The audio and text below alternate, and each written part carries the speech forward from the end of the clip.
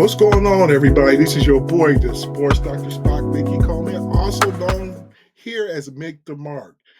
And today we're going to get into a special interview with my man right here, the living legend, Larry Zbyszko, one of my all-time favorite heels. If you go back and look in the 80s, he was the top heel probably in 1980, 81, or 82 in the WWF, feuding with Bruno San Martino. They call him the living legend. He's going to do an interview and talk about some guys that he liked to work with and a guy who even tried to shoot on him.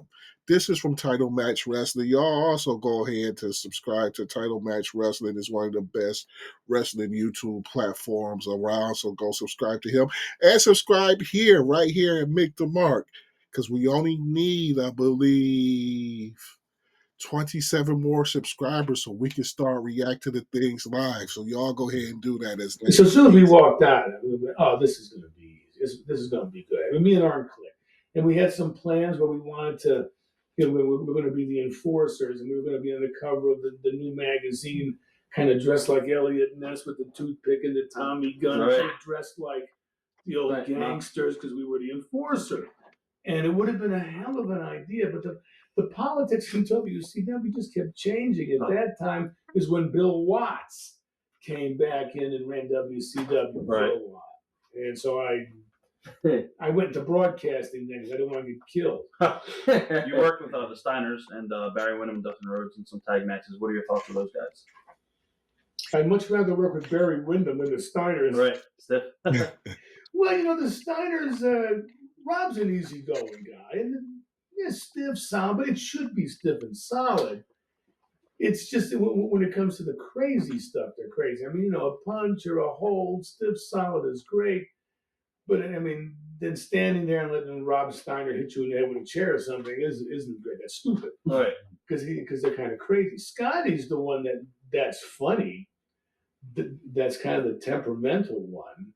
In fact, I didn't even know it. I kind of found it out one time. Me and Arn are wrestling the Steiner Brothers, right? And Rob was around, but now Scotty's kind of new. Scotty comes in. And I really didn't know Scotty. Arn knew him more. Right.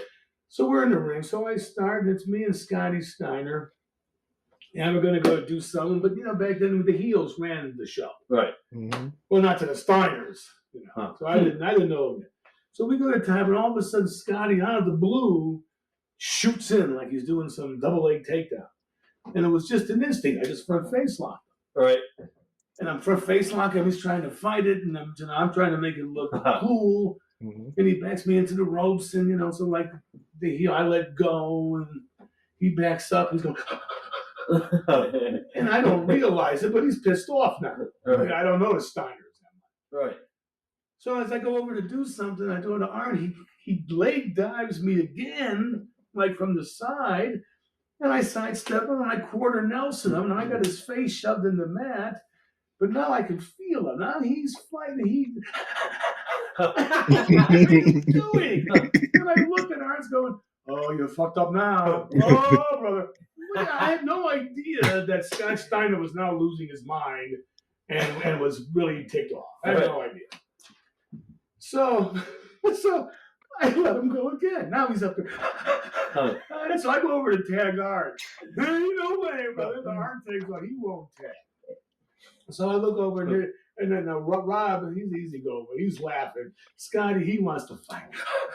Like, what are you doing, you idiot? So I said, you gotta be kidding me. So anyway, we tied up and he goes behind me and I fall down. Right. And he goes, I got you. Yeah, you win. You got me. That's awesome. You got me. You were too quick. That's not. People didn't realize like how good. It's tough to shoot on Larry because Larry really knows how to wrestle. Like wrestle for real. So if you're gonna shoot on him, he knows how to defend himself. No, I'm not saying that he could whoop Scott Steiner. No, but he can defend himself and make it pretty hard for Scott Steiner just to whoop his ass like that in the shoot.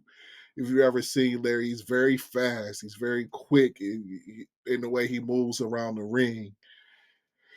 So Could Scott Steiner kill him in a shoot? Yes, but Larry could protect himself well enough to make it a little bit difficult for him to do it. Like you said, he didn't know Scott. He didn't know what the fuck was wrong with this dude until he kind of front face locked him and could feel him hyping up or whatever. And so he finally gave up like, you win, because like he will win. Like there's no way Larry in the shoe could even really mess with Scotty Steiner. I met the Steiners. What are your memories of the Arn Anderson Sid Vicious scissors incident?